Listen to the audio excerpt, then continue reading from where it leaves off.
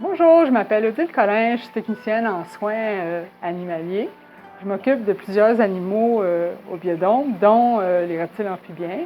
Mon rôle est de m'assurer de leur bien-être, de les nourrir, de leur procurer un habitat convenable selon les espèces.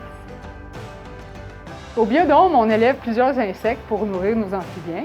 Les rainettes grillons vont manger des drosophiles, qu'on appelle aussi des mouches à fruits, et également des bébés grillons. À l'occasion, on leur donne aussi une petite gâterie, des larves de Galaria.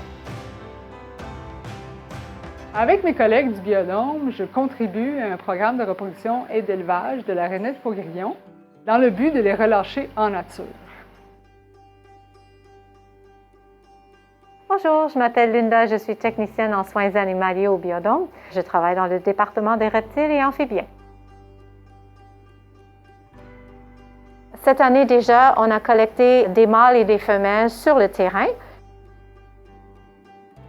Arrivés au biodôme, on va les aider un tout petit peu, plus garantir qu'ils vont se reproduire au moment voulu en les injectant à 2 reprises avec des hormones. À l'intérieur de quelques minutes, voire une demi-heure, les mâles vont agripper les femelles, on appelle ça l'amplexus. Au moment où elles pondent ses œufs dans l'eau, le mâle va fertiliser les œufs.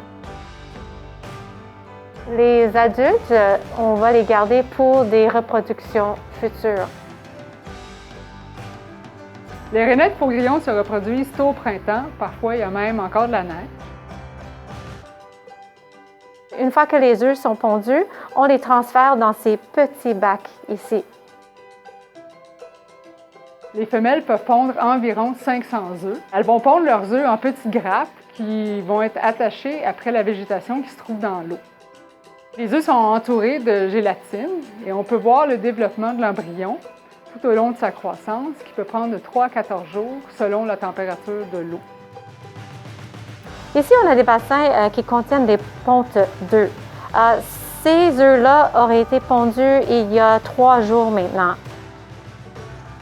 Si on regarde de près, chez certains, on peut même voir la différence entre la tête et ce qui va devenir la queue. Moi, je trouve que ça ressemble à des virgules. Après 1 ou 2 journées, on voit une petite virgule, on sait que les œufs sont fertiles. Les embryons sont encore plus larges et on commence à voir des éclosions. À l'éclosion, les têtards vont vivre leur vie dans l'eau, donc une vie aquatique, et vont respirer grâce à leurs branchies. Les têtards de rainettes grillons au biodôme sont nourris avec des algues liquides. On va donner du zooplancton, du phytoplancton, et au fur et à mesure qu'ils grandissent, on va ajouter des algues en pastilles, également des flocons de nourriture pour poissons. Donc ça fait presque 2 semaines que les œufs sont pondus et les têtards sont éclos et ils sont en train de manger des algues. Aujourd'hui, je vais faire un changement d'eau. Je vais changer à peu près la moitié de l'eau et puis je vais rajouter un peu d'algues. En grandissant, les pattes arrière commencent à pousser et ensuite, ça va être les pattes de devant.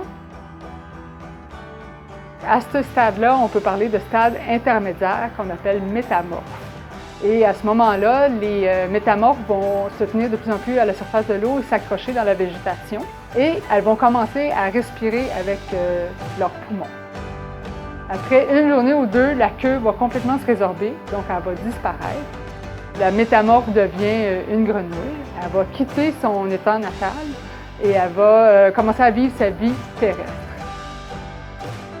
La métamorphose complète de la rainette grillon va durer 2 à 3 mois. La majorité des têtards ont déjà été transférés au Parc national du Mont-Saint-Bruno. Ils ont été installés dans des bacs qu'on appelle des mésocos. Les bacs vont servir pour un projet de recherche.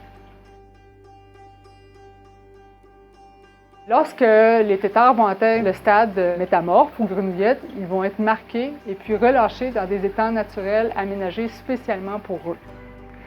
Les métamorphes du biodôme vont être marqués aussi. Et une partie va être gardée au biodôme pour la reproduction de l'année prochaine. Et les autres vont être relâchés à l'été ou un peu plus tard à l'automne dans les mêmes étangs temporaires aménagés au Parc national du Mont-Saint-Bruno.